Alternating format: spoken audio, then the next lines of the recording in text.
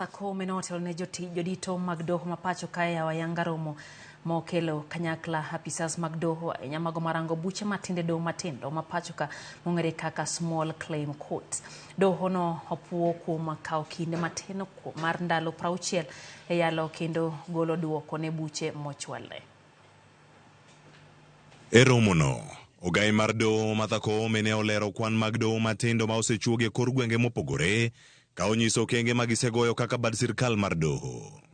Oyango ni ei komenda mar 2021-2022 ne giyawo ayanga doho matindo 11 mane ochako tiyo ka ei komenda mane oluwe mar 2022-2023 doho mawinjo ng'ur matindo achiel kende ema ne oyawo. Ei komenda mar 2023-2024 doho ne ogoyo okang' maduong' mar yawo doho mawinjo buche matindo 25 kaka yorno mar neno ni joma yutogi ni piny bende oyudo thuolo mar tieko buchegi e wang' sa. Nyaka ne yawo doho gi mawinjo buche matindo higni 3 mosekalo. Kochopo juma mokalo buche maromo 61,269 ne osechwal e dogo.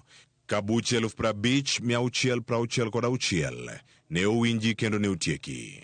Buche maromo 10,603 ema pod odong' ka pod iyalo mondo mi otieki e doho.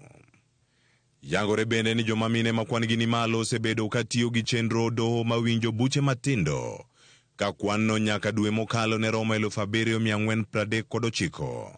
Joma mine gi osebedo ka timo wedni matindo kaka suko wich e salun, uso alode kod mwandu mamoko matindo.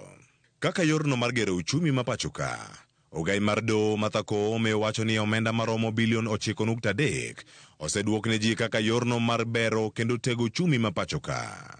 Mondo ratiro chop ne oganda duto marom, doho chuogo mbui ma idendo ni e-Judiciary app mabiro konyo e ndiko buche e yor mbui kamora mora ma intiere. Cleophas Oluoch, Ramogi TV. Skunde sekondar ma jopuonjre somo